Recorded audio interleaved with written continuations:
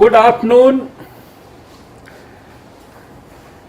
Let me begin the meeting by welcoming my distinguished colleagues, Dr. S. Jayashankar ji, Shri Hardeep Puri ji, Shri Mansukh Mandaviya ji, Shri Nityanand Rai ji, who are present with me physically in this room, and also Shri Ashwini Chaubey ji, my colleague in the Health Ministry, who has joined the meeting virtually, and all other distinguished members of this GOM. Friends, last time we had met on 8th of May, and today we are meeting almost after 9 days.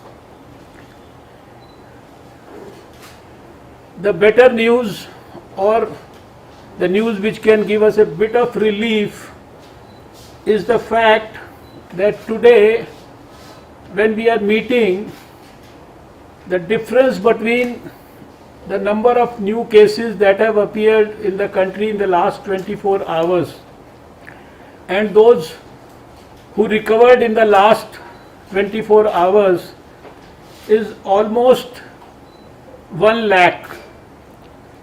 On 8th May, we had just over 4 lakh new cases in the last 24 hours, and at that time, almost in a row for 4 continuous days, we had over 4 lakh cases. Today, on 17th May, in the last 24 hours, we have seen 2,81,386 cases in the country. And similarly, last time when we had met on 8th May, the number of recovered cases in the last 24 hours were 3,18,609, and today this number has risen to 3,78,741. Right now, just to keep you updated, today we have 35,16,997 active cases in the country.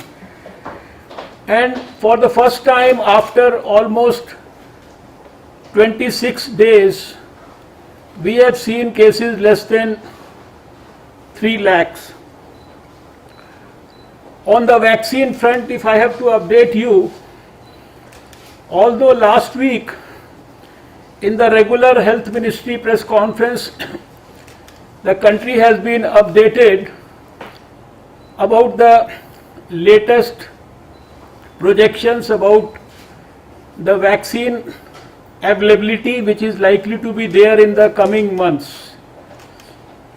Just to update this group also, and this projection is after having spoken in detail to all the vaccine manufacturers, all those vaccines which are likely to come up on the scene in the next couple of months, and of course after having spoken to the regulator and other relevant stakeholders, a tentative figure has been projected.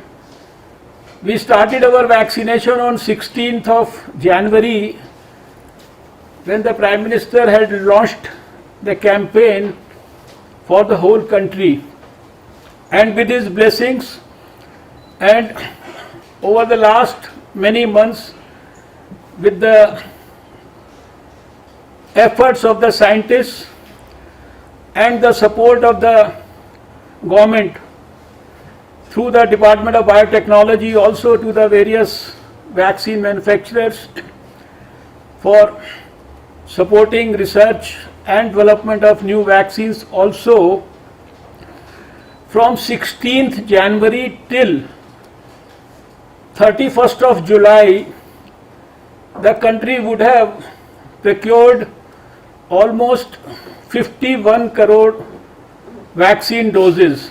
This of course includes the vaccines which will be procured through the Government of India side and also through the non-Government of India side. Then for the projection between August and December, after having spoken to almost more than a half a dozen vaccine manufacturers, our projection is that we should be able to have over 2 billion doses, almost like 216 crore doses of vaccines available for the country. And this number may be sufficient to vaccinate almost every adult in the country above 18 years of age. Right now, if I have to give you the latest update about how many doses have already been delivered to the people in India, we have till today morning administered 18 crore 29 lakh 26,460 doses to our people, and we have already delivered 20 crore 15 lakh 46,900 doses to the various states and union territories. And right now, at the moment, with the states is available over 2 crore 4 lakh 96,525 doses, and in the another next 3 days 3 lakh more are in the pipeline. On the testing front, we have already tested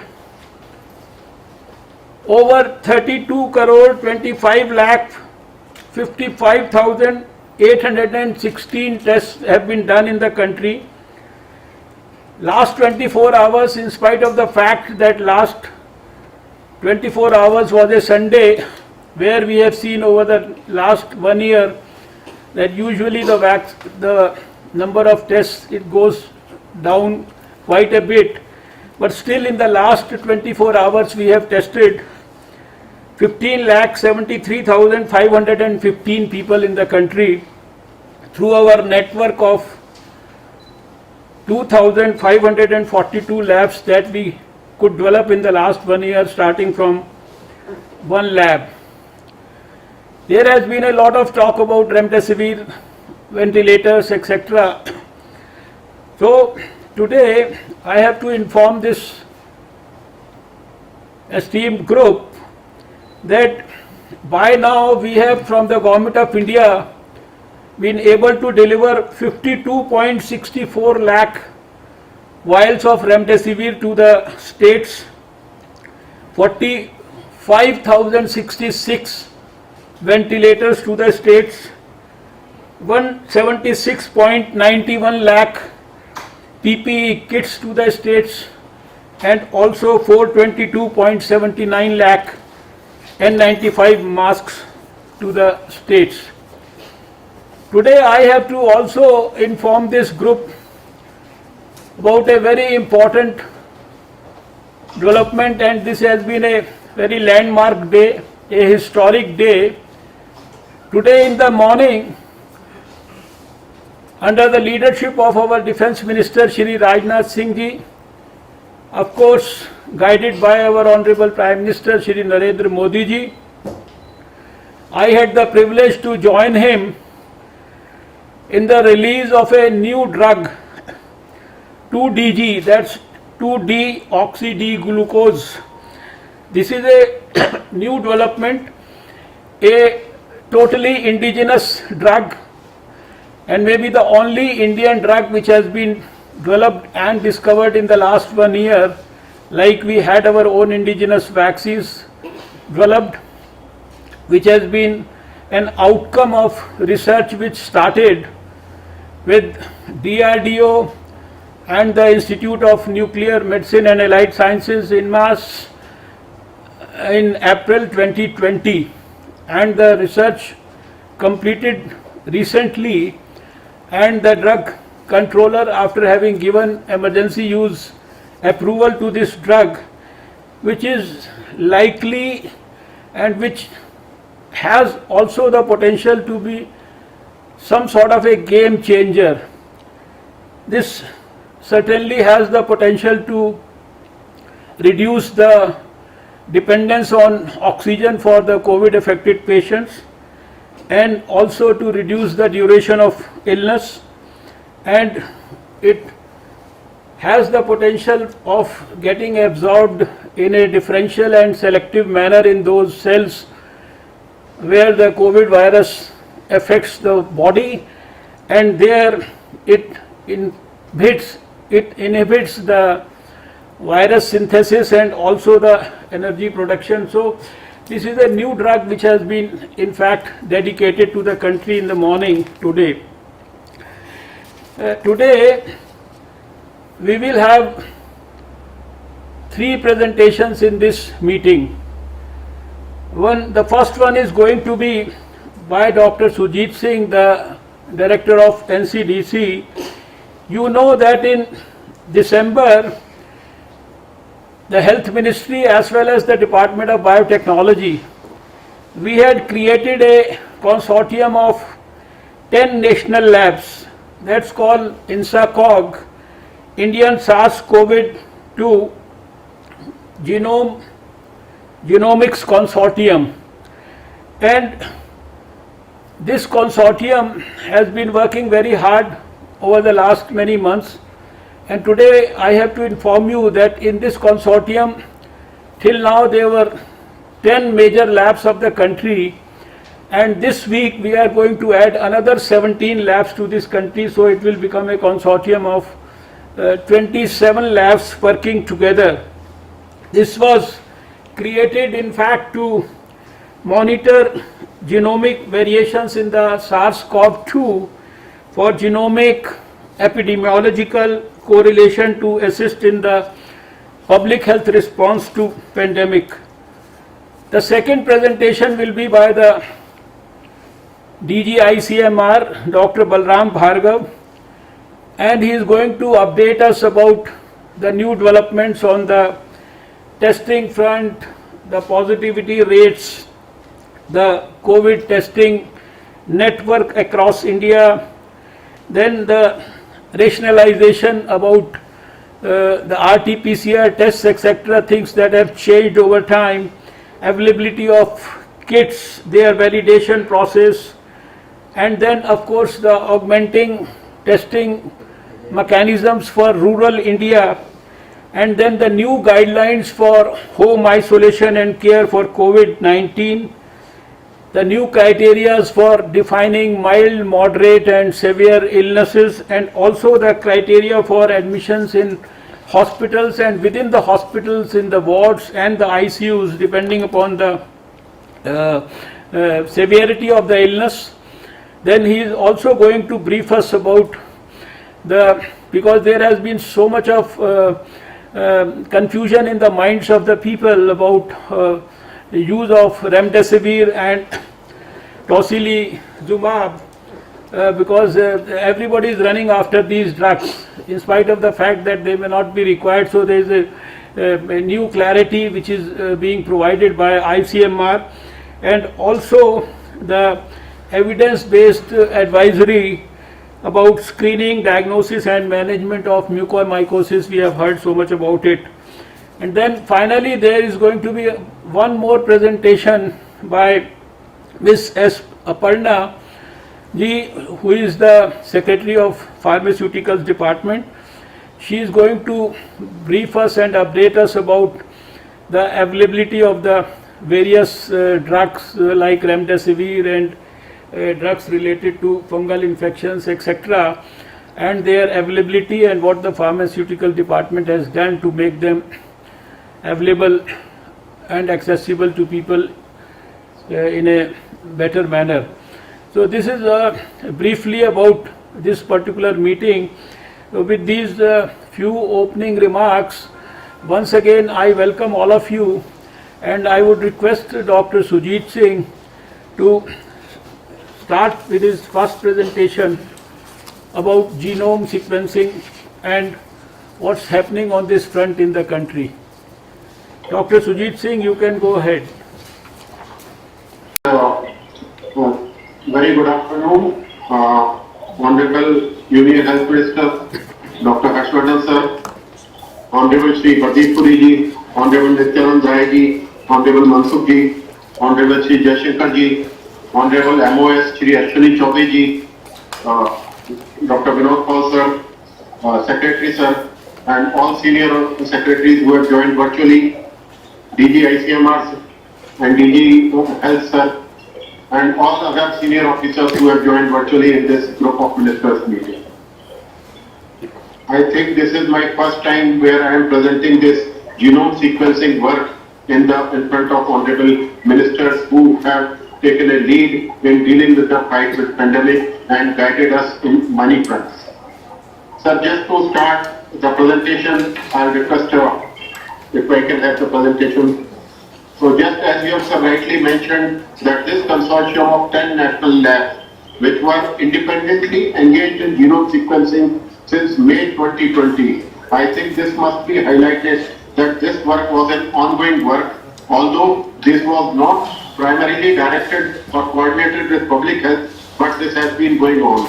But in December, when WHO and United Kingdom together announced that they have detected a variant of SARS-CoV-2 virus, which is giving them very high degree of transmission, particularly in South England. So in that particular area, this variant was found to be associated with high transmission, and that they gradually noticed that the proportion of cases due to new variant were rising from September onwards, where it started from 10 to 20% in the beginning, and then finally 90% of the virus were of the new variant type. So this was a trigger that when after WHO's announcement that this is a variant of concern, so in this line, the Government of India proactively decided and brought together all the three important networks which were engaged in genome sequencing and formed and established the INSACOG, that is the National Consortium for Genome Sequencing. In this, there are 5 labs from Department of Biotechnology, which are National Institute of Biology or NIBGM, and National Institute of ILS Bhubaneswar, DBT Bengaluru, and then DBT NCCS Pune. Then there are 2 institutes of CSIR, that IGIB Delhi and IGIB Hyderabad, CSIR Institute Hyderabad, CCMB.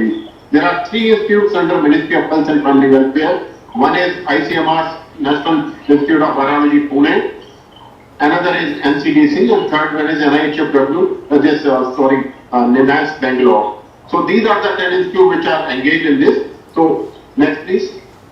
If I just want to elaborate a little bit further, mutations in RNA virus like COVID virus are a normal phenomena. I must underline here that 5 to 7% of the mutations which are recognized by scientists are considered to be normal. Unless and until the mutation is in a region like in the spike region where it can impact the transmission or can impact the binding potential to the ACE2 receptor or can lead to some severity in the disease. So these are 2 important dimensions, transmission and severity, about which we should be concerned or the mutations become relevant from public health perspective. So just to mention that during the genomic sequencing which is going on since 2020, the experts, genomic experts all together in the world have identified 4 variants of concern.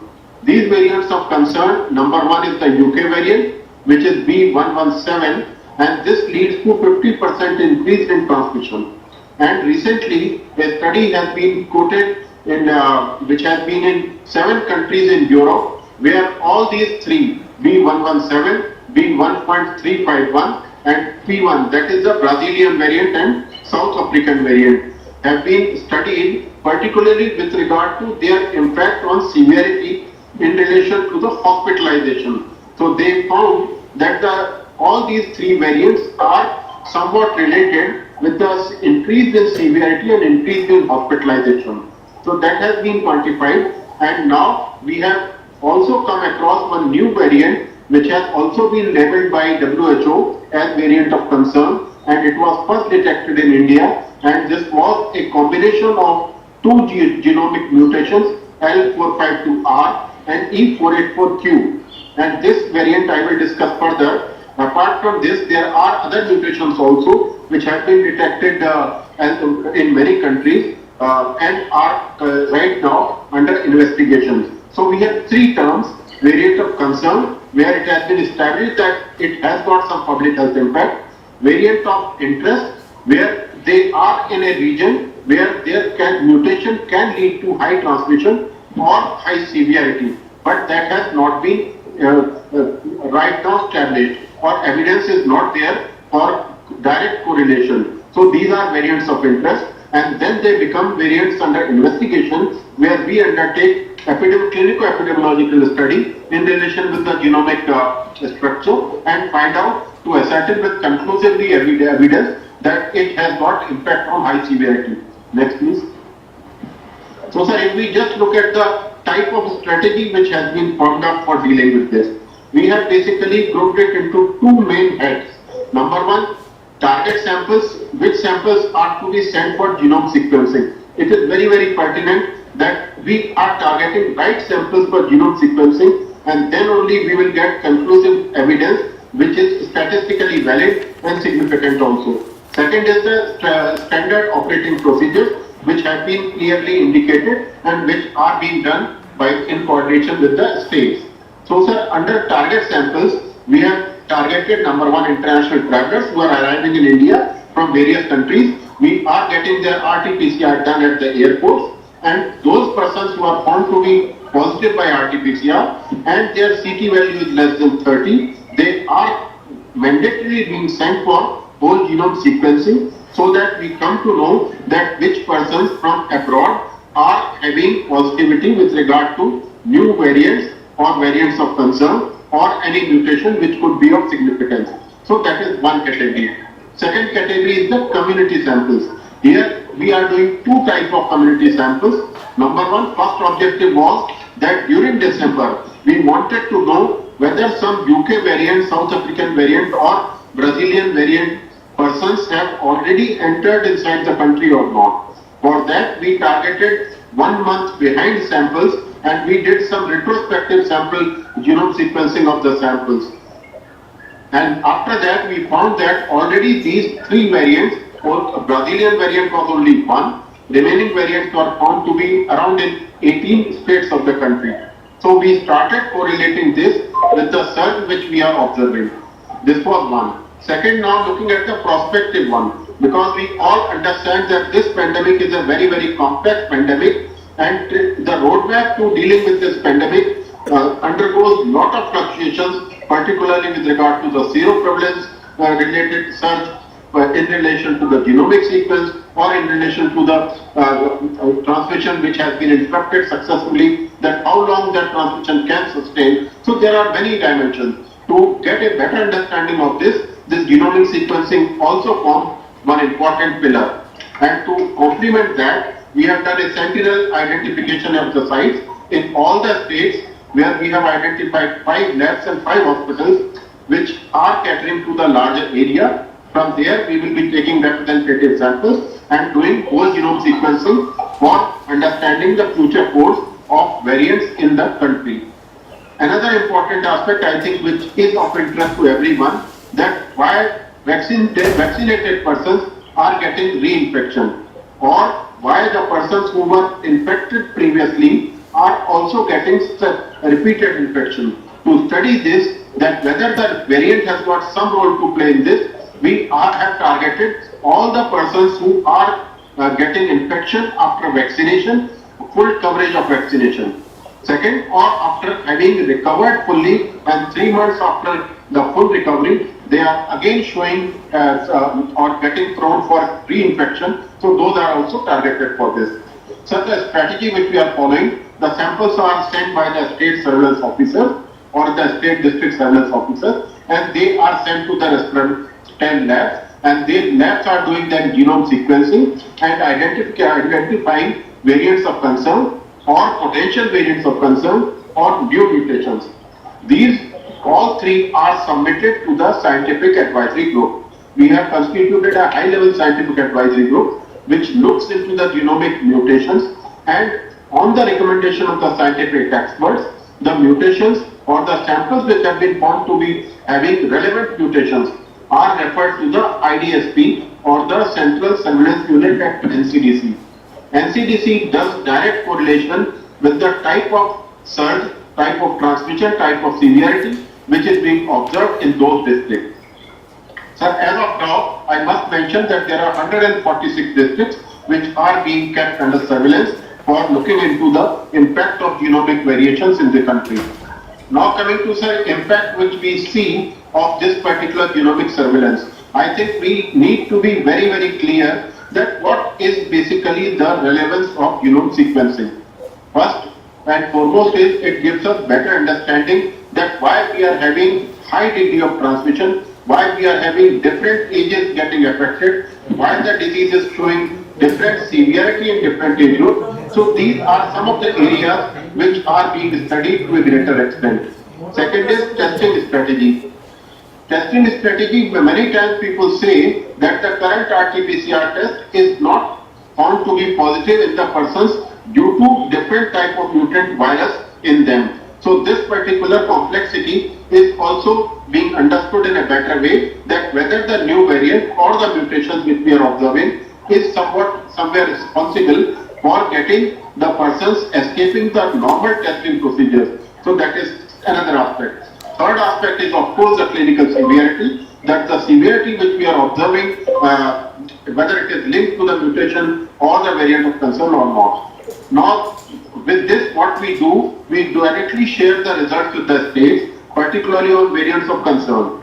Regarding mutations, we share it only after ascertaining the week by week picture. I will give one example from Punjab state after this, so that we have a better understanding that what is basically the relevance to the state, to the district and to the individual where the genomic variation is found. I must mention clearly that to one individual or to the management, there is literally no relevance as far as the disease is concerned, as far as the management is concerned, or as far as the testing is concerned.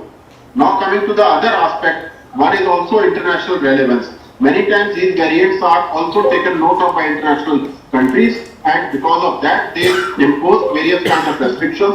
So we have to deal with those kind of issues also with the international community, so that we can address them with conclusive scientific evidence that this particular variant is of concern, and we are doing sufficiently enough for tracking this particular variant and dealing with it in an effective way. Next please. So sir, I will just mention that during this time, the latest data as on today, what we have done is we have sequenced around over 21,000 of the samples, and after getting the seed sample sequence, what we find is 7,486 samples have been found to have variants of concern. These variants are basically of 4 types, as I have already mentioned. Maximum variants are B1617. As I mentioned, 4,761 samples have been found to be positive, and out of that the 5 top states are Maharashtra number 1, Delhi number 2, then we have Punjab, then we have the Telangana and West Bengal. So these are the 5 states which are having maximum burden as far as the variants of concern are concerned. Here I must mention the state of Punjab, where the UK variant or the B117 variant was the one which was found in abundance in the community samples. So the community samples were found to be positive more. For this, 700 samples were found to be positive, only 8 travelers. So here the spread was by our genome sequencing. I must highlight there were 4 events which led to the spread in the Punjab, particularly of the UK variant, and which was primarily found in 3 main cities, that is SAS Nagar, SBS Nagar and Amritsar, where the prevalence of this variant was found to be to the extent of 90%, and this was found to be directly associated with the rise or the surge of cases which was observed there. But now of late what we are finding that there is a little bit rise in the other variant, which I will show subsequently. Next, please. Another point is the West Bengal. In West Bengal also the surge is right now being observed, and the new variant is the B1617. So that variant, which has got three lineages, what we have currently observed, and these three B1.6171, B1.6172 and B16173. Out of this, number 2 is found to be little bit more virulent, and here what we find maximum coverage is due to variant number 2. Now again, just if we look at the percentage wise, because the proportion is the one which matters, because many times when we see the numbers, we are not that very convinced. Here I will just highlight that Gujarat is one of the important states where we are finding 83% prevalence of the proportion of variants out of the samples which we have sequenced from the community. Similarly, what we find Maharashtra is 48%, but here the number of samples we have sequenced is quite large, because we saw that around 30 cities in the Maharashtra were showing exponential surge. So all these cities were targeted for getting samples for genome sequencing for better understanding, because Maharashtra was the first state where an exponential surge was noticed. So taking note of that, genome sequencing was taken on a very, very large scale, and we could find that around 2,000 samples were having variant of concern, and this variant of concern was primarily the B1617, and this was the state where it was first identified, and thereafter what we see that in large number of states like Tamil Nadu, Telangana, Tripura, Uttar Pradesh, Uttarakhand and West Bengal, now we are seeing a fairly good amount of surge which is being observed by this new variant. And West Bengal, you can see 790 samples, 32.9% of the new samples have been found to be having this new variant. Next please. And I must mention that day by day, this proportion of cases due to new variant are increasing. This is just one day before we found that it is 30%. Now we are having around 32%. Prior to this, one day before it was 27%. So the proportion of variant on daily basis is increasing. So that is also being noticed, and we are correlating with the public health aspect. Next please. This is just a geographical distribution of the variants of concern and variant under investigation in various parts of geographic and locations. You can see B117, which is shown in red. It is found maximum in the northern part, that is related to Punjab and Delhi. So there we find large proportions of the samples are found, and then it is also seen in part of Kerala. Similarly, B13151, which is the South African variant. Here I must mention the color. You can see that it was found in a very, very limited sample. And now coming to the B1617, you can see it is found in West Bengal. It is found green color is the one which is showing. It is in Maharashtra, it is in Telangana, it is in Karnataka. So it is in many places in the country. Next please. Next. So just I will highlight the Punjab samples prior to this. Total 800 samples were conducted, and here we analyze month by month. We can see that in February, in March, what we found, maximum samples were having B117, and the percentage you can see was gradually increasing from 4 to 67 to 96%, and thereafter in April only 43%. So what we have seen is that the B117 was the dominant one, and gradually B1617 has taken over the B117. So now what we find, 48.9% of the samples are with the lineage of B1617. So this is a stronger dominant variant which gradually over the time takes over the B117, and that is the similar phenomena what we have observed in Delhi also. Next please. If we just try to see in the diagrammatic manner, you can see that before February we can see the other mutations were there, and then suddenly this in February, I think we all must understand, February was the month where local body elections were held in Punjab. It was also somewhat related to the farmers' agitation. It was also related to the major marriages or active marriages, and we could see that 4 events were primarily indicated in this particular aspect. And now what we see in April, large number of samples 188 samples, and out of this, 48% have been found to be with that. Next, please. Next, please. Hello. Hello. जी नमस्कार sir. In Punjab also, and Chandigarh also, we see the similar kind of phenomena which is going on. And here again, we are seeing a rise in B1617. Next, please. So this is just to highlight that this particular strain is the stronger strain, and in large part of our country, we have seen it in rising in 6 states. We have sent a communication to these states. The relevance of this particular rise in lineage, because this gives an exponential surge in the initial part, and that requires a lot of preparedness, lot of burden on the healthcare system, and because of this particular identification, we are able to understand the exponential surge, and the only item is that we can be better prepared, we can enforce our preventive measures in a more specific way. Next, please. So this is again to show that in Mohali also, that we find that in March and April, the number of samples which was sequenced was quite large, and it was 94% B117, and the lineage which is the 617 is less. So in future, what we can observe is that again this 617 can take a dominant role, and there could be some kind of surge which can be observed in Chandigarh region due to this particular lineage. Next, please. Dr. Sujit, you can just give the broad outline to the members, because I think everything, all the presentations are available with them. So we need not go into the very nitty-gritty of the cities, because everything is visible on this thing. So just give the broad outline of and the broad outcomes till now, right? Right, sir. Right, sir. Because Only we, 2 slides. because we have 2 more presentations, that's why. Next. Next. Okay, so I will just mention that what we are doing is, we are frequently or regularly sharing with the states.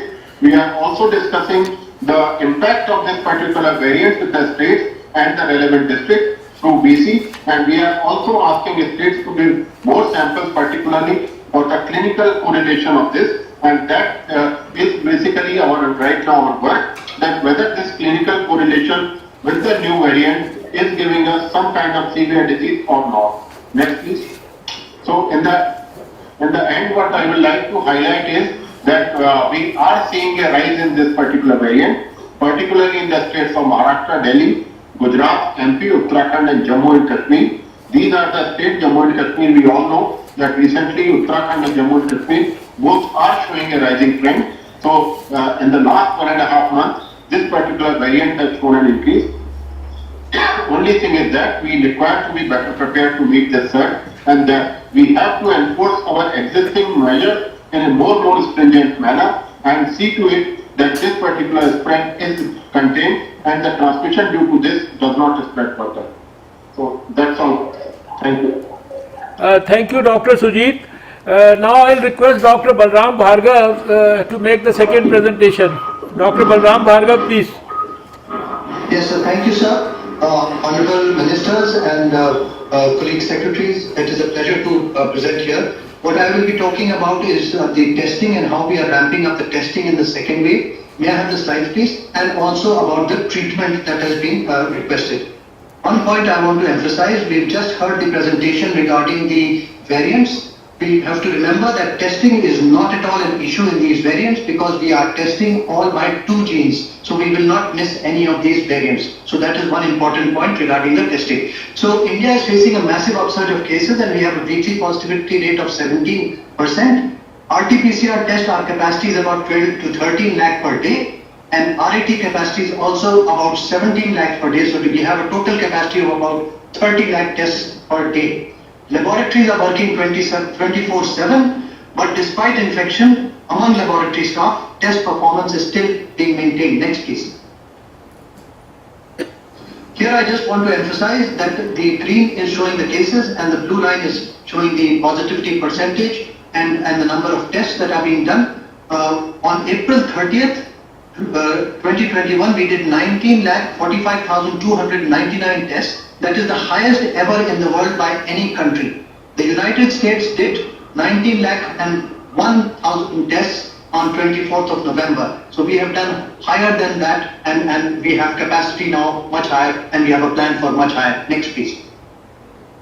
So we have done, we have now 2536 COVID laboratories, molecular testing laboratories. More than 7,000 RT-PCR machines have been deployed, and more than 3,800 TrueNAT machines have been deployed, and 12 high-throughput cobas machines are there. So this map is showing the number of laboratories in the red dots, and we have done more, as the Minister has already said, that we have done more than 30 crore tests by 7th of May in these last 16 months. Next please. Now, for the second wave, we have taken three major decisions. Number one is to rationalize RT-PCR test. Earlier, we had talked about 70-30, that 70% should be RT-PCR and 30% should be RAT test. But now we are changing that because the positivity percentage is very high, and the rapid antigen tests work very well when the percentage, when the cases are in clusters, when there is a surge, so they work very well. So one is rationalize RT-PCR test. Number two, increase RAT testing for early detection, isolation and home care. So isolation and home care, so when you do the RAT test, you get the report within 10-15 minutes, and you can isolate and do home care. If it is negative and the patient is symptomatic, then you need to do RT-PCR test. But as mentioned, the turnaround time for RT-PCR test is still slightly high. We are trying to, the labs are trying to work 24/7 with 3 shifts and trying to improve that, but that still remains a little limitation because people are falling sick. And also, COVID-19 tests approved by all global agencies have been accorded permission by DCGI. So these are the three things that we have done in the second wave for testing. And number one, next please. Next please. In the RT-PCR test, we have rationalized. We are saying that it should not be repeated once you have a positive. It should not be done at the time of discharge if you have no fever for the last 3 days. It should not be done in healthy individual taking interstate domestic travel, and non-essential travel and interstate travel of symptomatic individuals should be avoided, and all asymptomatic individuals taking essential travel must follow COVID appropriate behavior. And we are also trying to deploy mobile testing laboratories in remote areas, as we had done in the third wave in Delhi, and that has now been deployed in Kumbh as well as in Maharashtra and Kerala, and also in Delhi again. So testing during the second wave, large cities, RT-PCR. Phase 2 in district level, we have the TrueNAT, which does not require electricity, can be done on a battery powered, and can do up to 45-50 tests per day. And phase 3, that is the field level and in rural areas, we have to do antigen tests which have a turnaround time of 10 to 15 minutes and can be done very rapidly and have a high sensitivity of about 70%. Next please. Next. So we have increased RAT testing, so we have requested multiple 24/7 RAT testing booths to be set up in cities, towns, villages, in community, in schools, colleges, community centers, residents' welfare association, and they do not need any accreditation, and public-private partnerships to encourage establishment of these convenient testing centers. Could be in a small van, could be in a community, in a school, could be in a college, could be in a primary health center, and these RATs must be conducted in accordance with the RAT algorithm of ICMR, and all test results must be uploaded on the ICMR portal. Next please. We have validated more than 101 rapid antigen tests and approved 40 of them, out of which 31 are indigenous, and we have a huge capacity to continue to produce them and to supply to different states. However, some of the states have not been giving the payments to many of these companies, and therefore they have slowed down a little bit, but we have done VCs with all the states so that they can continue with the payments and these people can ramp up their production. Next please. Next. This is the DCGI has approved all the, and ICMR have approved all the internationally validated kits. As for the vaccines, the US FDA, European, Korean, Japanese, Australia, Brazil, and WHO emergency use listing, all these approved by those agencies are deemed approval. For augmenting, next please. For augmenting in rural areas, we have suggested that RAT tests will form the spine and the backbone for rapid testing so that early isolation and early testing and early results can come out so they can be isolated very fast and a large number of tests can be done very rapidly with limited resources, with no electricity required, and they can be done in either by a van, one van for 10 villages, or testing at primary health centers, community health centers, or sub-centers, which are 1,87,601 in the country. So we have a large number of these, and they can all be given rapid antigen tests, 1,000 tests per day, or can be given to those agencies, and they can test, and we can isolate those people very rapidly. And the plan to scale up testing or augment the testing is today we are doing about 19 lakh per day. By the end of this month, we will be doing 25 lakh per day, and by the end of next month, we will be doing about 45 lakh tests per day, which is the highest. 19 has been the highest in the world, but we will be double of that by the end of next month with the number of rapid. We have a large number, as I mentioned, a large number of companies producing rapid antigen tests. We have also received some rapid antigen tests from USA, Canada, to the tune of 1 million each, and also from WHO, which we have rapidly distributed to different states. Now coming to, once we have the rapid antigen test, we can do the home isolation, and the home isolation leaflet can be distributed in the public health center. And this has been translated in 14 languages that COVID से संभावित लक्षण क्या हैं, क्या करें, क्या ऐसा न करें. So this is very pictorially, can you come to the previous one? Yeah. Pictorially demonstrated how we can stay home. We have to sanitize hands, we have to isolate and take bed rest, cross ventilation in rooms. All family members should wear masks. Body temperature should be measured 4 hourly. Oxygen saturation should be measured 4 hourly. If the oxygen saturation falls below 93 or breathlessness or dizziness, then you need to contact the hospital, and then the other treatments which can be done at home are drink plenty of fluids, lie prone, take paracetamol, multivitamins, and then the do's and don'ts in the next one. This has been prepared by the Ministry of Health, ICMR, and the AIMS, and the DHS's office, the Joint Monitoring Group. So it has been a joint effort to prepare this, and it has been translated in 14 languages and is available for each of the states. Next, please. Next. Yeah. So this is another for how we do use the pulse oximeter, and here sometimes people have confused the heart rate with the oxygen saturation. So important to remember there is a heart rate and there is an oxygen saturation. So you should not confuse the heart rate. So this was a mistake done by some patient. So we have highlighted this. Next, please. Now, in terms of treatment for mild COVID, we have already talked about this, which is already measured in these infographics. That what you must do and what you may do, and when you seek medical attention. And next please. So you will admit in the hospital only when the respiratory rate becomes more than 24 per minute, if there is breathlessness, if the oxygen saturation falls below 93, and if dizziness occurs. So then you admit in the hospital. Next. And then for moderate treatment, oxygen support, anti-inflammatory like methylprednisone should be started in the hospital setting, and anticoagulation, and monitoring has to be done, clinical monitoring, radiological monitoring, and lab monitoring. This is very simply measured, given also on the website of the Ministry of Health and given to all the states for moderate COVID. Next.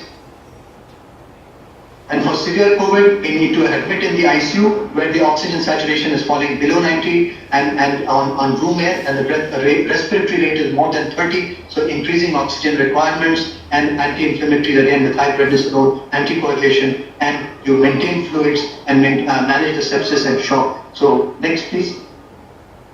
There are 2 drugs which are approved for emergency use authorization and off-label. One is remdesivir, where we have clearly communicated to all the states that they should only be used when there is moderate to severe disease requiring supplemental oxygen, who are on 10 days of symptom, more than 10 days, and the recommended dose is also written, and should not be used if they are not on oxygen support, and should not be used in home setting. Tocilizumab also is a strong drug which we have said that should be used very carefully when all the 5 criteria are measured: that presence of severe disease, significantly raised blood tests of CRP and IL-6, not improving on steroids, no active fungal or tuberculosis or bacterial infection, and recommended dose is only 4 to 6 milligram as a single dose. This will prevent fungal infection. Therefore, we have used a very small dose in our guidelines. Next, please.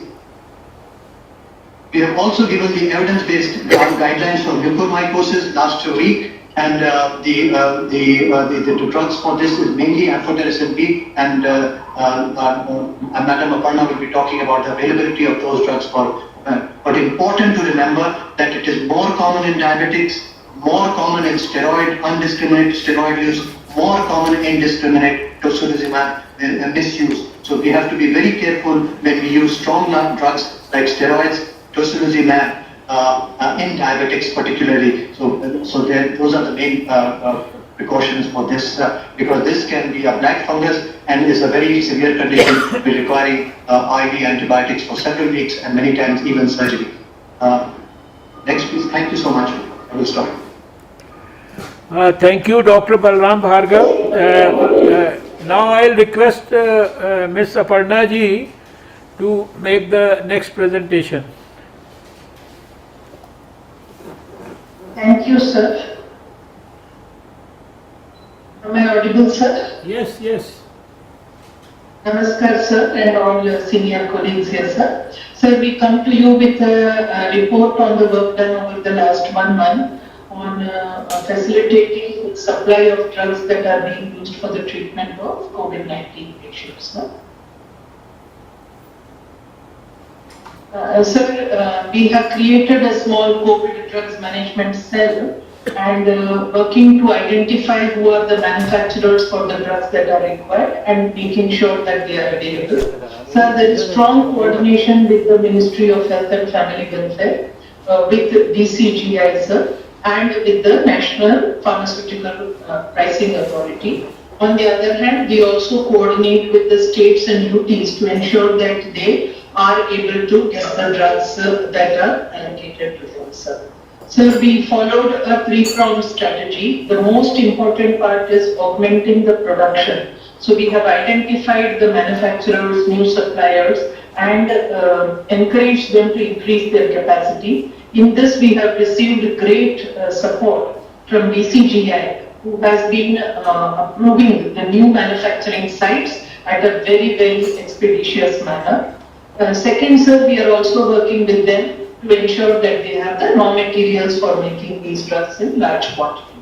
The second prong of the strategy is rational distribution. Normally, sir, the states and the UTs directly purchase the drugs from the companies, but we found, as was happening in the case of oxygen, that there was a tendency for the drug supplies to be focused in certain states, perhaps where the plants are located. Therefore, we have had to do some allocation as an interim measure for a few drugs. The third is, sir, ensuring that the supplies are taking place from the manufacturers to these states and the UTs. In addition, sir, a campaign for judicious use of some of the drugs has been conducted by the Ministry of Health and Family Welfare using the good offices and the expertise of DGSMR and Secretary DHR, the Director AIMS and the DGHS, which has been extremely effective over a period of 3 to 4 weeks to rationalize the demand and promote judicious use of drugs. In addition, sir, a campaign against hoarding and black marketing was also initiated through the good officers of DCGI and the state drug controllers and the state departments, which also has had a salutary effect, sir. So the drugs that we are currently looking at are in two groups. One is the drugs where we are doing both the augmentation of the manufacturing as well as allocation among states. Those are remdesivir, tocilizumab, and lately amphotericin B. These are drugs where the demand spiked very suddenly, sir. The second group of drugs are those where we are monitoring the availability and augmenting the production. These include, sir, the steroids that are being used, the anticoagulant like enoxaparin, but also, sir, favipiravir, though it is not in the treatment protocol, sir, there appears to be a demand for this drug. Sir, in remdesivir, as you are aware, this is a licensed patented drug, sir. It is produced by 7 manufacturers, and we have export has been prohibited, sir. imports has been facilitated by waiver of the basic custom duty. And as I mentioned, sir, with the support and the initiative shown by DCGI and the Health Ministry, the domestic production capacity has almost become 4 times, sir, 3.5 times certainly, from 38 lakh vials per month in March to 119 lakh vials per month in mid-May, sir. So Government of India, as I mentioned, to ensure that all states and patients across the country have access to the drug remdesivir, has been making a series of allocations. This is done jointly by the Health Ministry and the Department of Pharmaceuticals on some modalities which are mutually agreed upon, sir. And I am happy to report that till date, we have made allocation of 76 lakh vials for the period 21st April to 23rd May. Sir, in addition, the Health Ministry has also allocated additionally 5.87 lakh vials of remdesivir received as donations and 40,000 vials received as commercial supplies.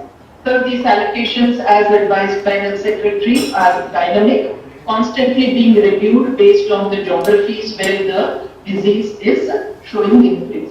Just to show graphically, sir, over a period from 21st April to 7th of May, this is the allocation which has gone up from something like 11 lakh to 53 lakh. As I mentioned, now it is 56 lakh, sir, since yesterday. And sir, the supplies have also gone up quite sharply. From this period, on 30th of April to 14th, we had already supplied 50 lakhs, sir. The daily supply across the country has also increased from 68,000 in mid-April to 3.12 lakh vials per day on 14th May, sir. This is a 350% increase. In addition, sir, tocilizumab also had become a drug which was in scarcity in late April, sir. This is only sourced through imports, so we do not have any domestic production as of now, sir. The company which is marketing is Cipla, and sir, Cipla had declared stock out somewhere around 23rd April, sir. They did not have a single vial. Since then, sir, we have been able to get more imports from Roche, Switzerland, and these have been allocated to the states. In addition, sir, Ministry of Health and Family Welfare has been able to procure donations from Roche India and also supplies from Oman, sir. So we have been able to supply something like, make available something like 30,000 people doses in the last month or so, sir. However, we require higher supplies looking to the demand, sir, and efforts are ongoing with the help of MEA and the Indian embassies to source more drugs which may be required, sir. You would like to see, sir, that almost 91% of the drug has been allocated to the states and the UPs, and the central government hospitals have kept about 9%. So here, sir, we will continue to work for getting more imports. In addition, alternatives are also being explored with the DCGI and the DGHS. The third drug that I would like to talk about, sir, is amphotericin B. As Honorable Minister is aware, this has come into sudden usage for the side effects of perhaps COVID disease, and in the last 1 week we have seen a rapid increase in the demand, sir. This medicine is available in 3 forms. It is used for treatment of mucormycosis. So liposomal is the most preferred version, sir. In addition, we have emulsion and the conventional medicines, sir. The efforts are being made for increasing production and increasing imports. 5 suppliers have been identified up to now, sir. Sir, although this is required in large numbers per patient, something like 50 to 100 doses per patient, sir. Up till now, the manufacturers could supply about 1 lakh vials in the last 14 days. In addition, sir, here also we discussed with the Health Ministry and DGHS and made some interim allocation. Sir, we have a demand estimation from DGHS which it looks that we can meet, but we are quite certain that the demand will go up, sir. Therefore, the imports are being pursued very vigorously, and there is a hope to get 3 lakh doses over the course of the next 2 to 4 weeks by imports, sir. Once we have a registry of the patients with mucormycosis, we will have a better grip on this drug supply. At the moment, we know only the registry of the active cases of COVID, sir.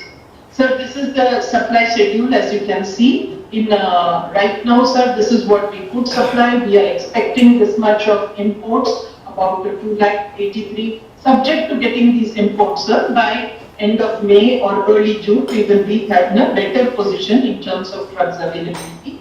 Till then, sir, we are trying to allocate as per the demands or the purchase orders made by the state, and interacting with the Health Ministry and ICMR to see whether we can get data on the patient or the caseload in state to state. Sir, the other drugs that we are monitoring, as I mentioned, dexamethasone, methylprednisolone, favipiravir, enoxaparin, and ivermectin. These are the major manufacturers with whom we are in constant touch, asking them to augment production. And I am happy to report, sir, that in all the drugs, the projected manufacturing for May is somewhere in the order of double to 4 times what was produced average before May, sir. 6-month average. Against that, each of these drugs will be produced in much larger quantity, as I said, from twice to something like 6 times or 4 times what they were producing before.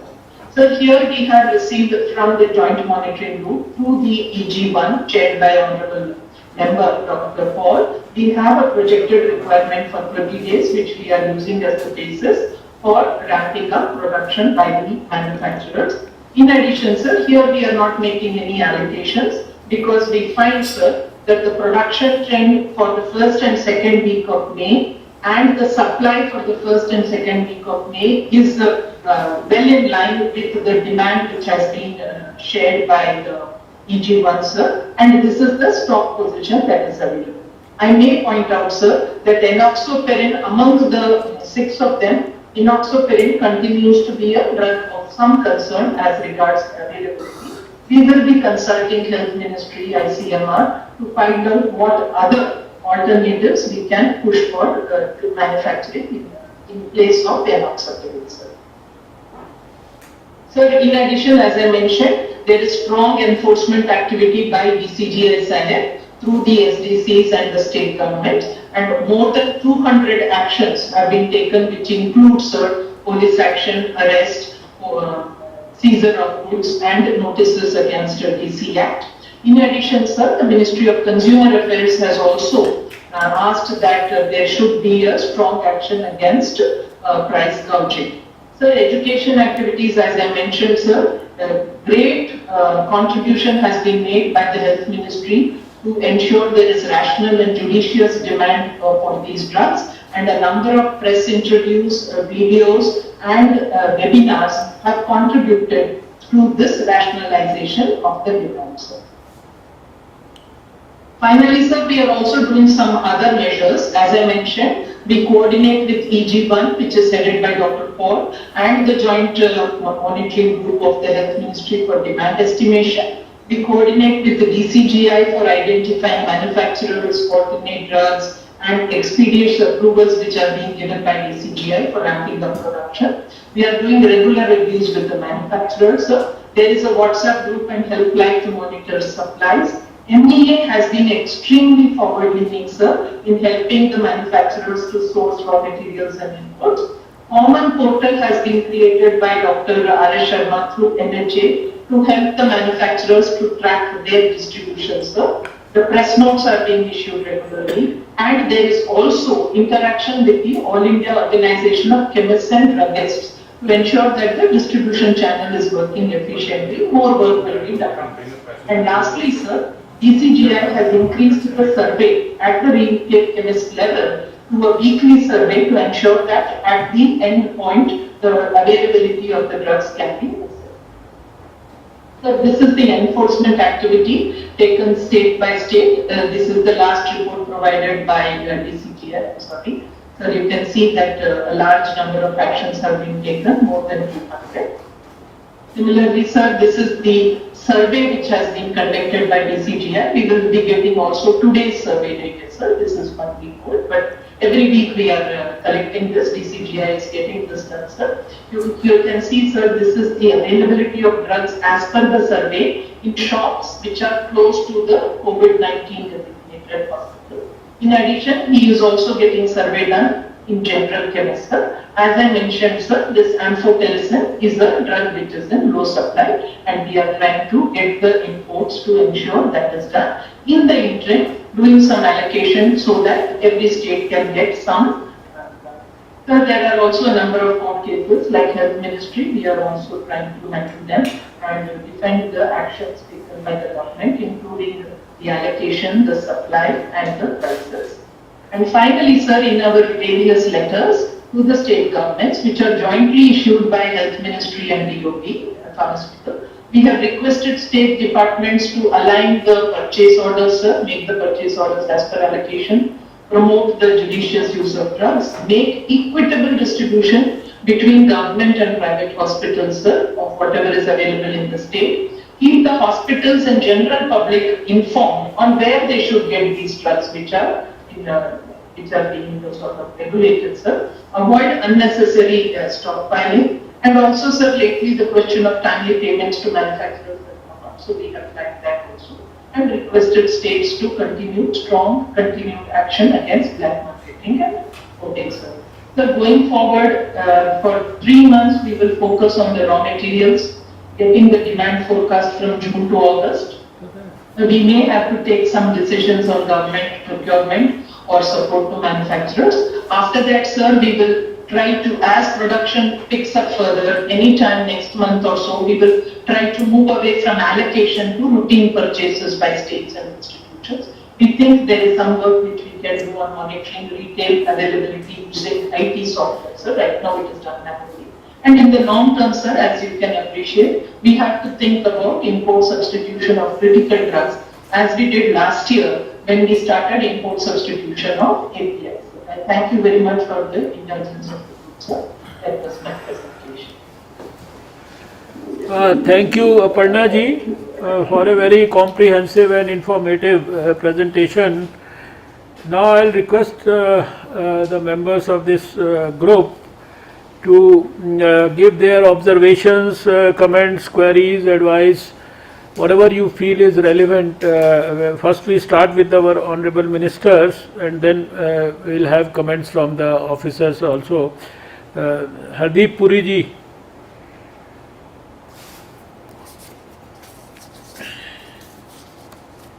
Thank you very much, Dr. Saab. I want to start by first thanking you and complimenting you for convening a meeting of this group of ministers in quick succession to the last meeting, which we had only a few days ago. I want to thank all the 3 colleagues who made the presentations. Since I have another appointment before too long, I just want to get a few points off my chest. I think we can, and I'm talking here about perception management. I never had any doubt about the substantive work that had been done. But I want to in particular say that on the issue of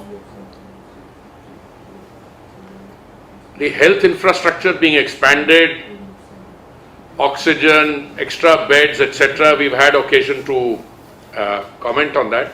But on the specific issue of availability of essential medicines for this crisis, I want to compliment the concerned department, my colleague Mansukh Bhai Mandavia ji for, and the presentation brings this out.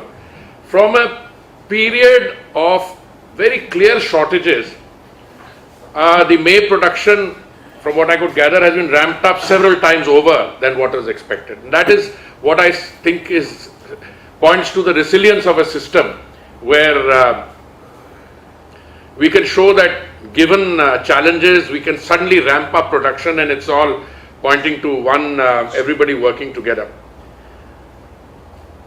I am not clear as to what the demand supply shortfall is in some areas, because that becomes clear when you are confident that the enforcement angle, that is hoarding and other things, has been sorted out. Now in this week we are very clear that on remdesivir, on these other injections, etc., there were people trying to take advantage, as they were of oxygen, etc. But I think it would be a great help if we can, with the active support of the concerned department, Mansukh Bhai's department and Aparna ji, put out in the public domain कि इतना हमने ये injection state को दिया है. Look, and what is the name number of helplines to whom people should directly approach. That will have the effect, one, of people not going to middlemen and others who are trying to get a differential. I can tell you, I have had many calls saying that, I'm from so and so, आपका हमारा ये रिश्ता जो भी है, और हमें आप एक पेटी रेमडेसिविर की दिलवा दीजिए, बहुत जरूरी काम. It's not how it works. Doctor's prescription, who has to make the rent, who has to administer it. So if we can devise very quickly a kind of template which says if you are a patient that's in, say, Maharashtra, and you are, let's say, in a particular district, then whom do you contact, what is the name of the person, what do you need? You need a prescription from the doctor, they will have the name of the patient, etc. Because I think what is happening is the central government has really done a commendable job, both in terms of getting the vaccine manufacturers or the essential drug manufacturers to increase their production, and they are sending it to states. Those figures I saw, those are in lakhs. The right column was in lakhs of vials. All that is gone. All we need to do is to put that information out in the public domain. That is one. The second issue I have, and this comes back to an earlier presentation, I want to apologize to Dr. Sujit Singh, who made the first presentation. I think it's very comprehensive and with a lot of academic and technical detail. All I wanted to understand from that is that these new variants and what is coming in now, etc. I saw this green, red shading, etc. How do we take this information and take it into the public domain to reassure our people? Because there's a lot of panic scenarios going around there, that this the Indian mutant. There are articles being written in so-called respectable medical journals, and I was delighted to find a very robust rubbishing of that by yourself and other people. We need to tell people that, look, it is the virus which is the enemy, not the government. And that, at least in the last 8-9 months that I have been speaking, because of my ministry, civil, I have always qualified my statements by saying, depending on the behavior of the virus. But I think the message which must go out, that the virus's behavior, whether it's biological warfare or something else, we can't anticipate. But you have come from no preparation, expansion of healthcare system. The details that Dr. Balram Bhargav ji was giving on how many labs we have, how many other, is fantastic. it just needs to be put out there to tell people that, look, this is what the government has done. And finally, I think, I was very happy, Dr. Saab, you had a briefing the other day. I think some other colleagues from the health ministry had a briefing. I would think that as we go forward, especially on issues like relating to vaccine manufacture and availability, all these injections whose names I can't pronounce. Kya hai? Tokli? Yeah, exactly. I know, some of us try to help people and get trolled in the process also, but what I'm trying to say भाई इतना कर लिया, रोश ने आपको दिए, बाकी लोग आपको दे रहे हैं, and this is what we are doing.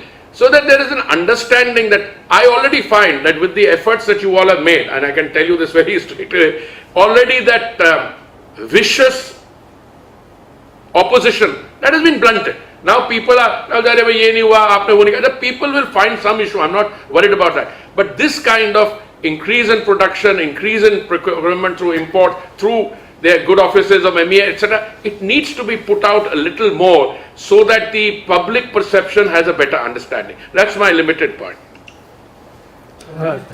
Yes, Dr. Jaishankar ji.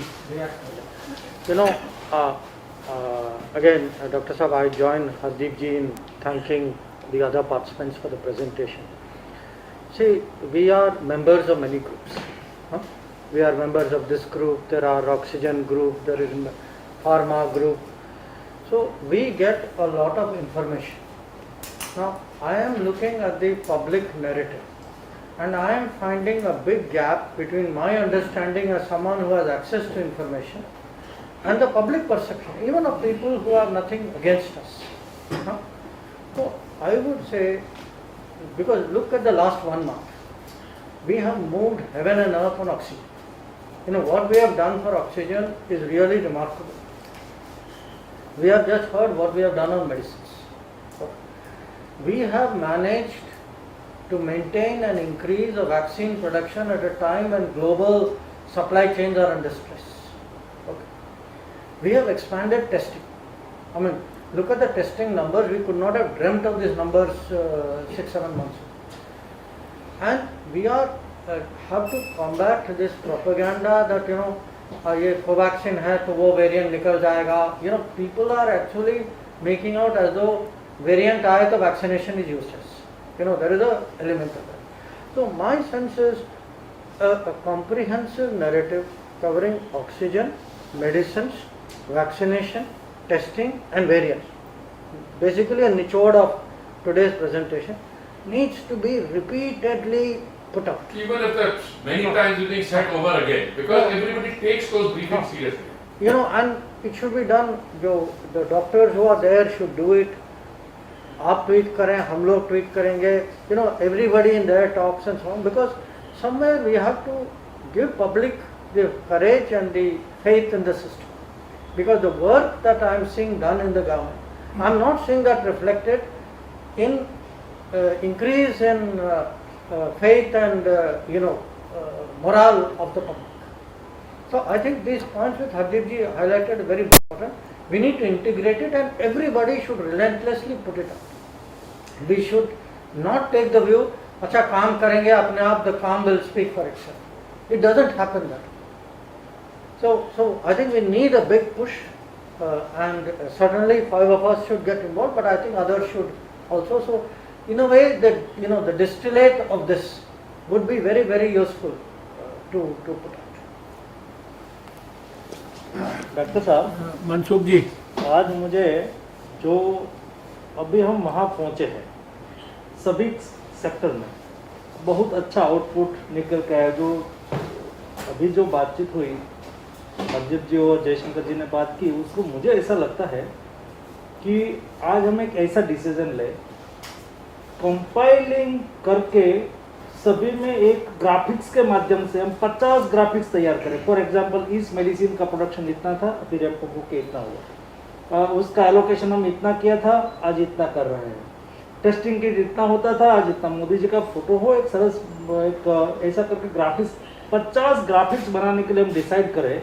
उसमें सभी डाटा है कंपाइल करके. जो आपका वॉर रूम है, मेरी मिनिस्ट्री भी आपको सपोर्ट करेंगे. आप ये सब, ये हमारे और आपके बीच में ये सब चीज होता है, तो कंपाइल करके ये जो लाके मार्केट और में कहाँ से मिल सकता है, किसको कांटेक्ट करना चाहिए, ये पब्लिक परसेप्शन बनाने में अच्छा उपयोगी होगा, ऐसा मुझे लगता है. नित्यानंद जी, अभी जो पुरी साहब, जयशंकर साहब और मनसुख साहब जो बताए, उन सभी विषयों को संयुक्त करके हम नीचे तक कैसे इसकी जानकारी दे सके. जो अपना प्रचार प्रोपेगेंडा का जो माध्यम जो भी अपनाना है, कहे कि परसेप्शन ऊपर थोड़ी जगह से चलती है और नीचे जाकर एक बड़े एरिया को कवर करके जनमानस तक पहुंचता है.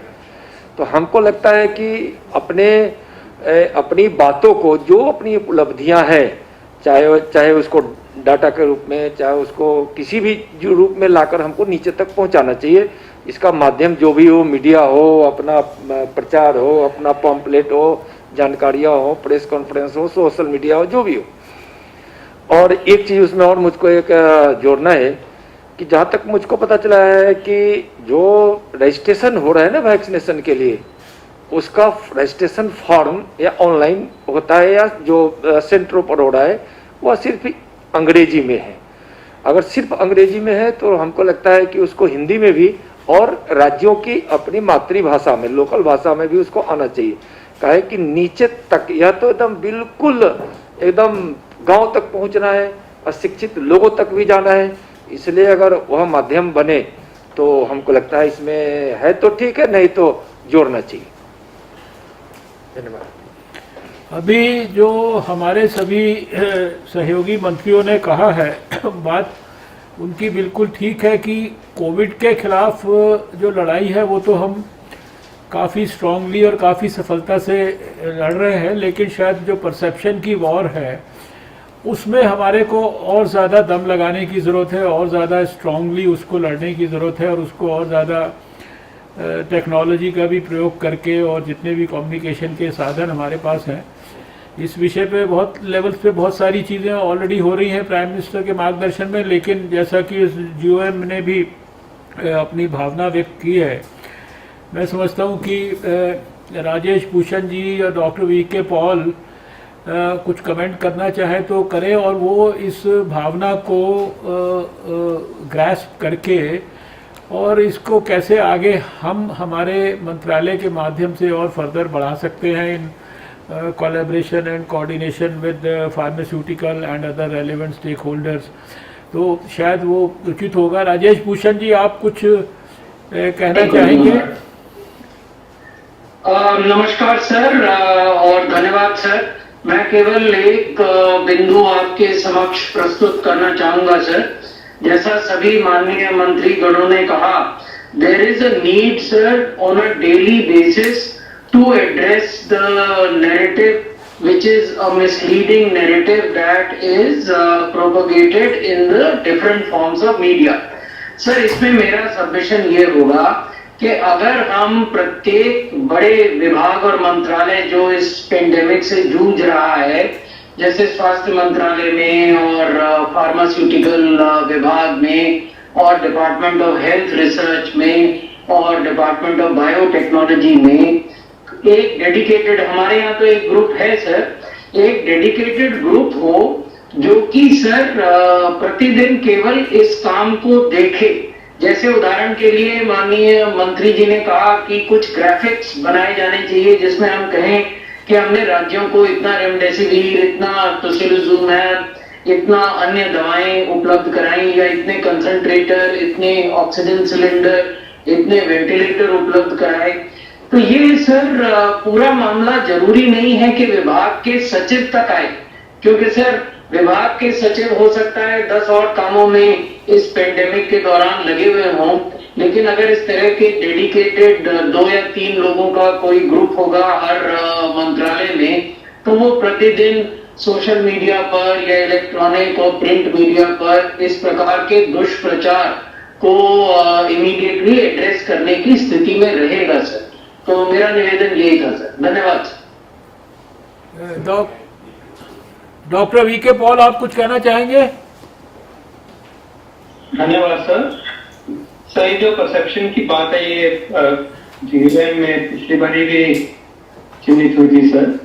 ये बिल्कुल ऐसा एरिया है जिसमें कि हमें और काम करने की जरूरत है, और मैं समझता हूँ सर कि और योगदान आना चाहिए और सोर्सेज से भी प्रोफेशनल टीम्स भी जुड़े हैं और इनको सिंथेसाइज करने के लिए भी वो तभी सर कर पाएंगे, क्योंकि जो अपनी व्यवस्था में कोशिशें करी जा रही हैं सर मिनिस्ट्री में, वो एक हद तक जाती हैं सर। इसको बढ़ाना पड़ेगा और मटेरियल्स बने, रैपिड रिस्पांस की तरह उसको वो जो नैरेटिव है वो पैदा किया जाए, उसके फिर चैनल्स डिसाइड किए जाए सर। ये काम करने की जरूरत है सर, और ये मिलके होगा सर। ये it is an interministerial work above all sir, whole of government work. Thank you doctor Jaishankar. Doctor Jaishankar, registration form वाली है सिर्फ अंग्रेजी में या बाकी जानकारी के लिए कोई अगर बता सके तो, या लोकल भाषाओं में भी है? राजेश जी, राजेश जी। जी हाँ सर, मैं सुन नहीं पाया माननीय मंत्री महोदय ने क्या कहा सर। नहीं, वो ही जस्ट वांट्स टू कंफर्म कि कोविन प्लेटफॉर्म पे अंग्रेजी भाषा के अलावा जो रजिस्ट्रेशन है वो और किसी भाषा में भी होता है? सर वर्तमान में कोविन प्लेटफॉर्म अंग्रेजी भाषा में ही है, लेकिन हम उसके रीजनल और हिंदी वर्जन बना रहे हैं सर, और इस सप्ताह के अंत तक, शुक्रवार तक सर, वो रीजनल और हिंदी वर्जन लॉन्च हो जाएंगे सर। जी ठीक है, thank you. Doctor Jaishankar ji again wants to intervene. You know, Dr. Saab, I heard what Health Secretary said. I completely agree. But I want to give you this example. Say, some days ago, Dr. Paul gave one press conference, very clearly said, look, this will be our vaccine planning. Huh? This is the target, इस time frame पे इतना vaccine होगा. So, what has happened once he said it very clearly, it was a strong message, it was a message from a very responsible level. So if you see, immediately the vaccine narrative started changing after that. Huh? Because till Dr. Paul's that press conference, it was पता नहीं vaccine है, नहीं है, बनेगा, नहीं बनेगा. Now what I would suggest is, in every case, one strong big message has to be given in that area. I'll give you an example. Say, the sum and substance, for example, what Dr. Bhargav said on testing. You know, the testing capability is gone from here to there. एक बड़ा message दे दें, then what Rajesh ji said makes sense. Then you keep, the group keeps amplifying it and working on it. Similarly, on the pharma side, if there is one big message which somebody gives, I mean, we can decide who. Somebody who says, look, don't worry, there is enough remdesivir. If tocilizumab is not available, there is substitute. The moment there is a headlines message, clear resonating message, then that group which Rajesh suggested makes perfect sense to me. So I think we need to play it this way. I'm already seeing the results on the vaccine side. So I think there is a model to be learned from that press conference which Dr. Paul did, and I would say, you know, it's something we can look at. Thank you. So I'll request other officers if they want to make some observations, comments, suggestions. Doctor जी हाँ बताइए चौबे जी। हाँ, मैं कहना चाह रहा था doctor कि जो अभी प्रेजेंटेशन चल रहा था, तो ये ठीक है कि हमारे मनसुख भाई और उनका मंत्रालय पूरी तरह से लगा हुआ है दवाइयों के आपूर्ति के लिए, लेकिन हमें इसको भी देखना पड़ेगा और राज्य सरकार को सुनिश्चित करना पड़ेगा कि कई दवाइयां आज भी मार्केट में उसका ब्लैक मार्केटिंग हो रहा है, उसको कैसे चेक किया जाए, ये एक चिंता का विषय है। मैं जान रहा हूँ और मैं देख भी रहा हूँ कि कई जगह पर ब्लैक मार्केटिंग करने वाले लोग अभी जो एम्पोटेरिशिन भी, जैसे रेमडेसिविर और इन सब का तो अब दिक्कत नहीं हो रहा, लेकिन अभी जो राज्यों ने पिछले दिनों भी बैठकों में कई जगह जो बातचीत आ रही है, एम्पोटेरिशिन बी का ये सप्लाई तो उसको और भी बढ़ाना पड़ेगा, मार्केटिंग में उसकी बढ़ानी पड़ेगी, ताकि उसकी कमी जो जगह जगह राज्यों से आ रही है उसको कितना जल्दी पूरा कर सके, इसका भी हम सब लोगों को ध्यान रखना पड़ेगा। दूसरी बात, जो सबसे महत्वपूर्ण बात यह है, मैं देख रहा हूँ कि हॉस्पिटल में डेली लोग पहुंच रहे हैं, गाँव भी और शहरों से। कई बार क्या होता है कि वो कोई टेस्ट नहीं करा पाते, लक्षण उनको बहुत ज्यादा बढ़ जाता है, कोविड का सारा लक्षण है, और हॉस्पिटल के गेट पर वो घंटों रोते रहते हैं, चिल्लाते रहते हैं, उनकी एडमिशन नहीं होती है या आपने टेस्ट नहीं कराया आपको, और उसके कारण मैं प्रतिदिन, मेरे पास कई उदाहरण है, प्रतिदिन दर्जनों लोग मौत के घाट उतर जाते हैं। मैं एक आध जगह का उदाहरण भी हमारे पास है और राज्यों में भी ये घटनाएं घट रही। मेरा आग्रह होगा कि फिर से सभी हॉस्पिटल को हम लोग ये स्वास्थ्य मंत्रालय की ओर से एडवाइजरी पुनः जारी हो कि किसी भी हॉस्पिटल में कोई भी पेशेंट बिना टेस्टिंग का भी अगर आता है तो उनका वह टेस्ट करो, आप एंटीजन टेस्ट करो, अरुदा टेस्ट करो, आरटीपीसीआर करो, लेकिन उनकी इलाज सस्पेक्टेड वार्ड के बाद खोल करके उनकी इलाज शुरू कर दो। मौत के मुंह जा रहे हैं ऐसे कई बड़े बड़े हॉस्पिटल में भी, चाहे एम्स हो चाहे पीएमसीएच हो, बिहार के अंदर मैं देख रहा हूँ कई हॉस्पिटल में जान जा रही है। हम लोग पैरवी करते हैं, कहते हैं कि भक्ति कर लो, बोलता है सर ये तो एंटीजन, ये तो टेस्ट ही नहीं करा। तो ये दुर्भाग्यपूर्ण है। इसलिए मुझे लग रहा है कि राज्यों को ये सख्त निर्देश होनी चाहिए कि भाई किसी भी हालत में उनको इलाज हो। बहुत बार निगेटिव टेस्टिंग आ रहा, लेकिन लक्षण उनके सारे कोविड के, वैसे केसेस में कई बार यह भी होता है कि हम उनका जो चेस्ट का पूरा लंग्स जो है 60% 70% डैमेज हो गया, लेकिन उसकी स्थिति को वो कोविड निगेटिव है, उनका इलाज नहीं हो पाता, लोग मौत के घाट चल जाते हैं। ये एक संगीन मामला ध्यान में आया है, तो कृपया इसको हम लोग अपनी ओर से फिर से इसको जारी करना पड़े, तो सभी राज्यों के लिए इसको सख्ती से जारी करने की आवश्यकता महसूस करता हूँ। दूसरी बात को तीसरी फेज के लिए अब हम लोगों को तैयारी शुरू कर देना चाहिए। तीसरे फेज के लिए जो कई बातें आवश्यकता आई है बच्चों पर विशेष करके, और उन सब चीजों के बारे में भी हम लोग को भविष्य डिपार्टमेंट और लोग कंसर्निंग डिपार्टमेंट उसको शुरू करें। एक बात और मैंने पिछले मीटिंग में भी आग्रह किया था कि रेलवे को अपनी ओर से निश्चित रूप से ये आग्रह करना चाहिए, बड़े बड़े स्टेशन खास करके जहां महाराष्ट्र में या कई मतलब ऐसे हैं जहां पर कि लगातार वहां से लोग आ रहे हैं, और वो चाहे वो एसी में हो या जनरल कंपार्टमेंट में, और उसके कारण कोविड की संख्या जगह जगह बढ़ रही है कई राज्यों से। तो मेरा आग्रह होगा कि उनका टेस्टिंग रेलवे स्टेशन पर, चाहे वो एंटीजन टेस्ट क्यों न हो, वो रेलवे स्टेशन पर कराने की आवश्यकता महसूस करता हूँ। और मुझे लगता है कि बड़े बड़े इस प्रकार के जहाँ स्टेशन जहाँ ज्यादा महामारी है, वहां निश्चित रूप से इसकी जांच की व्यवस्था स्टेशन पर, चाहे रेल के द्वारा हो या हम लोग उसको कैसे कर सकते हैं, इसकी चिंता करने की आवश्यकता है। एक फाउदा टेस्ट भी आया था टाटा फाउदा का, तो उस टाटा फाउदा के बारे में अभी तक वो क्या स्थिति है, उस टेस्टिंग को क्यों नहीं मतलब आगे बढ़ा पा रहे हैं हम लोग। वो जल्दी टेस्टिंग करके घंटे 2 घंटे में अगर टेस्ट देती है या मोबाइल टीम ढूंढ सकती है, तो इसको भी हमें कराने की आवश्यकता महसूस हो रहा है। धन्यवाद डॉक्टर।